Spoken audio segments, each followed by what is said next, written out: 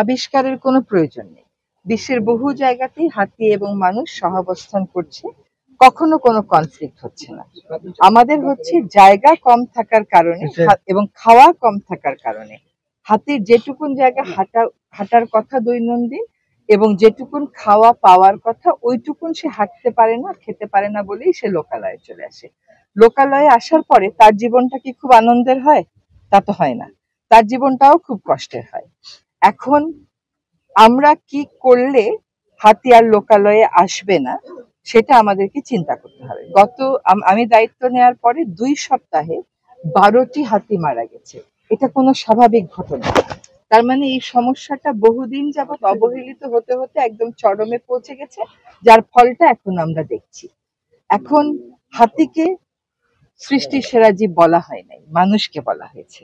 যে মানুষ এখন সৃষ্টির সেরা জীব হয়ে কি করলে হাতি ভালো থাকবে, কি করলে হাতি আর আসবে না, কি করা যাবে না, এটা আমাদেরকে বুঝতে হবে। ওইটা বুঝবার জন্যই আমি এসেছি। আমি একটা ছোট উদাহরণ দিই। আমাদের একটা চট্টগ্রামে এলাকা আছে কেইপিজেড, সেখানেও এরকম সারাক্ষণ হাতি মানুষ মারামারি। শেষ পর্যন্ত ওইখানে আমরা এলিফ্যান্ট রেসপন্স টিম করে দিলাম, তাদেরকে প্রশিক্ষণ দিলাম। ছোট ছোট কতগুলো কাজ। ইন্ডাস্ট্রির ভিতরে যদি সারাক্ষণ হুইসেল বাজান, হাতি বিরক্ত হতে থাকে। সকালবেলা হাতির সাথে সেলফি তুলবেন, হাতিকে যদি আগুন ছুড়ে মারেন, বল্লম দিয়ে তাড়া দেয়, ও ভয়ও পায়, তখন চলে যায়, কিন্তু ওর যে মনস্তত্ত্ব, রাগ হয়, পরে এসেও মেরে ফেলে। এটা কোনোভাবেই কাম্য না যে মানুষ মারা যাবে। এখানে তো সান্ত্বনা দেওয়ার কোনো ভাষাই আমার নেই। এটাও কাম্য না যে হাতি মারা যাবে। সেইখানে বৈজ্ঞানিকদের থেকেও বড় হচ্ছে কমিউনিটি গ্রহণ করবে এমন কি কি কাজ আমরা করতে পারি।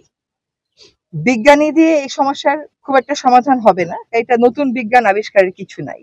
আমাদের সাথে আন্তর্জাতিক খ্যাতি সম্পন্ন একজন বন্যপ্রাণী বিশেষজ্ঞ আমরা নিয়ে এসেছি ওনাকে, যে হাউ ডু উই অ্যাড্রেস ইট। এখন এখানে আপনাদের সহায়তা আমাদের লাগবে।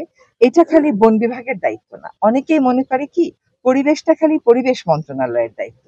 সরকারের অন্য মন্ত্রণালয় যদি আমার কাছে আসে 10টা পাহাড় কেটে রাস্তা বানায় ফেলাবো, তাহলে সরকারের পরিবেশ দর্শনটা কি আমাকে বলেন। এটা ওই মন্ত্রণালয় ঠিক করবে যে পাহাড়গুলো কাটবো কেন, আমি পাহাড়গুলো কাটা ঠিক কিনা। সরকার তো বলছে, দেশের আইন তো বলছে পাহাড় কাটা যাবে না।